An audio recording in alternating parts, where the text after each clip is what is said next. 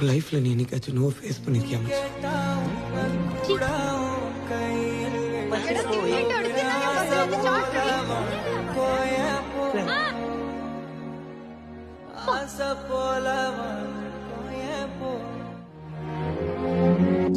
மச்சான்?